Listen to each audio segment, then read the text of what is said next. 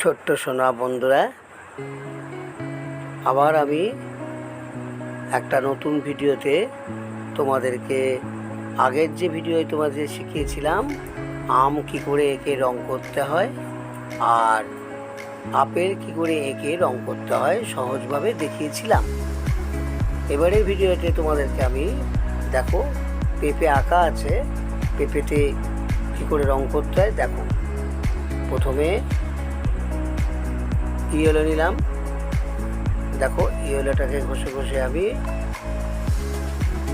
পেঁপের উপর দিয়ে দিলাম। তারপরে লাইট গ্রিন নিচ্ছি, দেখো কী করে রং করছি।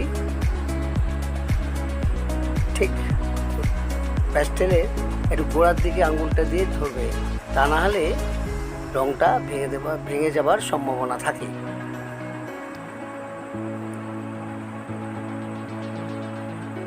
দেখো কোনখানটা কীভাবে করতে হয় দেখে নাও। হলুদটাকে রেখে আস্তে আস্তে করে লাইট গ্রিনটা আমি পেঁপের গায়ে দিয়ে দিলাম।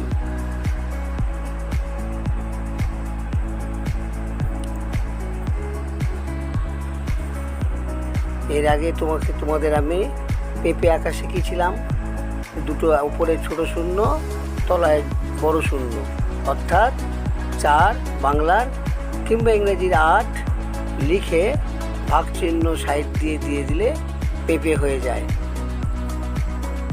1 নম্বর, 2 নম্বর, 3 নম্বর হলো 4 নম্বর ছবিটায় আমি দেখো রং করছি। এবারে দেখো আরেকটা ডিপ গ্রিন নিয়েছি, যেখানটা পেঁপেটার শির আছে একটু গর্ত মতো বোঝাচ্ছে, দেখো সেইখানটা ডিপ কালার হয়ে যাবে। যেখানটা পেঁপেটার পেট পুরো উঁচু হয়ে আছে সেখানটা হালকা হয়ে যাবে। হ্যাঁ দেখো তোমরা, ওই যে ওপরটা একটু ডিপ হয়ে গেল আর পেঁপের বোটা সম্পূর্ণ সবুজ হবে,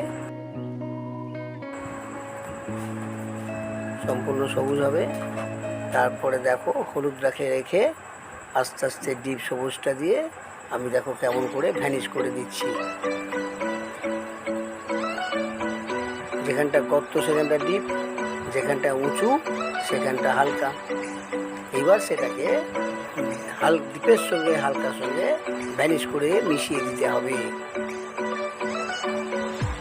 এই মেশানোটাই হচ্ছে রঙের কাজ। এটা যে যত ভালোভাবে মেশাতে পারে তার ছবি তত ভালো হয়, তত প্রমিনেন্ট হয়।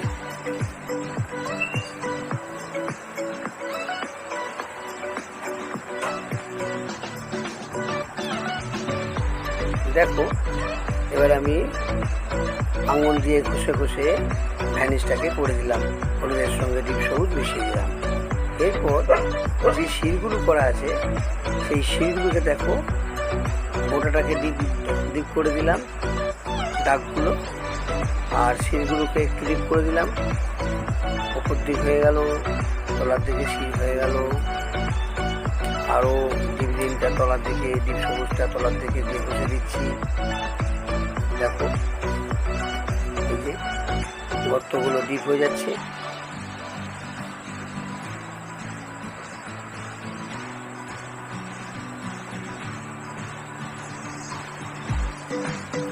আবার হাত দিয়ে ঘষে ঘষে মিশিয়ে দাও।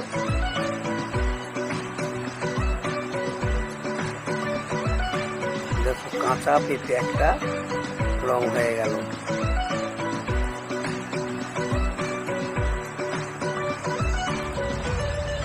ডিপ সবুজটা হলুদের সঙ্গে আস্তে আস্তে আঙুল দিয়ে মিশিয়ে দিলাম,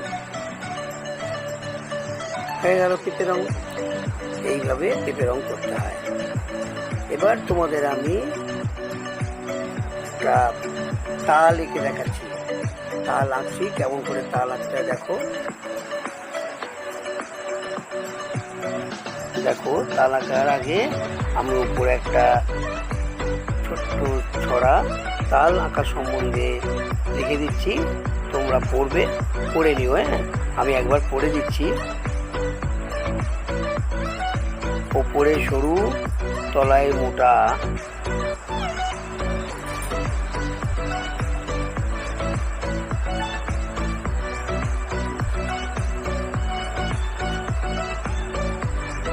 যদি আঁকো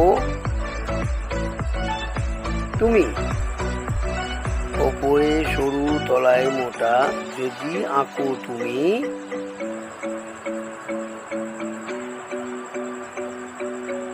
তাল আঁকা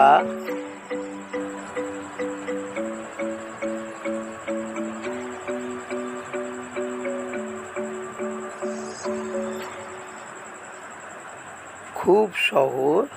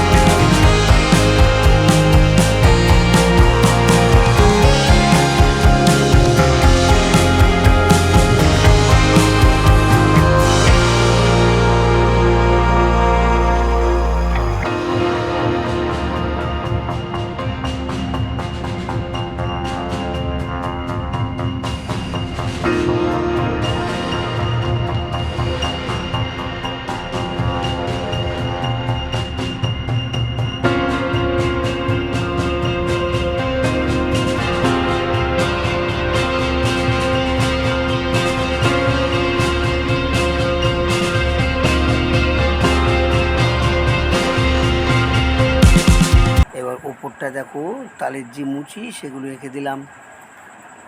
খুব সহজ, দেখো দাগ দিয়ে তালের মুচি।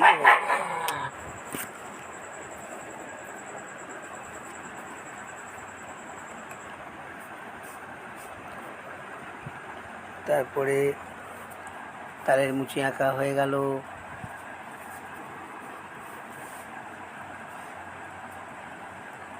মোটামুটি তাল একটা আঁকা হলো। এবার তালের মাঝখান দিয়ে একখানা দাগ দিলে তলার দিকে ফেটে ফেটে যায়, সেই গোল মতো করে দাগ দিয়ে দিলে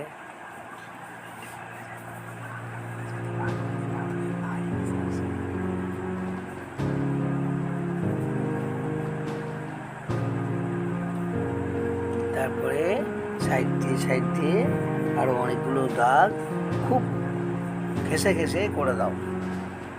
তালের গায়ে যেমন দাগ থাকে সেই দাগগুলো হচ্ছে, দেখো সাইড আবার ডান দিকে করবে। দেখো কেমনগুলো করছি, পাশাপাশি ঘেসে ঘেসে লাইনগুলোকে বেঁকে বেঁকে টেনে দাও।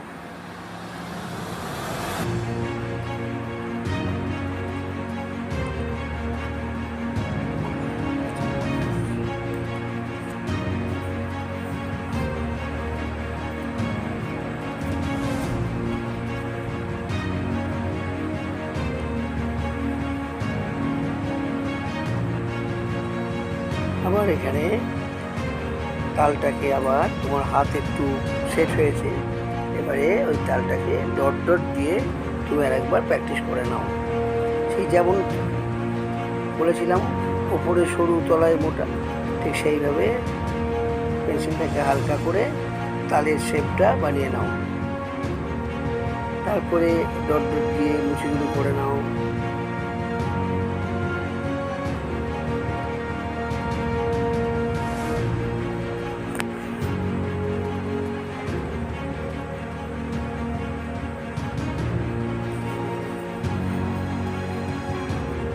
দেখো আবার সেই আগের মতো তালের তলা দিতে যে ফেটে যায় একটা কালো মতো দাগ হয় ফাটা ফাটা, সেইটাকে করে দিলাম।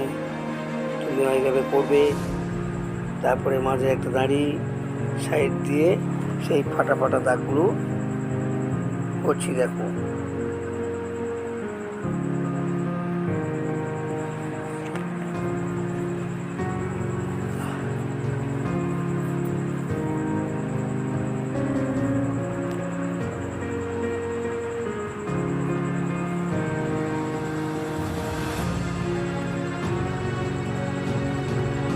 হয়ে গেল।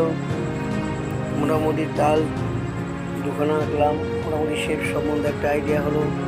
এবারে তালটাকে আর একবার আঁকবো হালকা করে।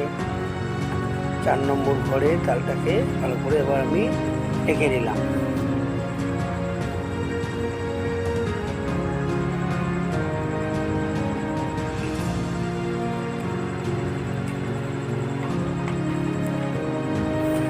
দেখো পেন্সিলটা কোথায় ধরতে হয়, হালকা করে আঁকা হয়ে গেল। এবার উপরের মুচিগুলো আবার যেভাবে করেছিলে ঠিক সেভাবে আবার আঁকলাম।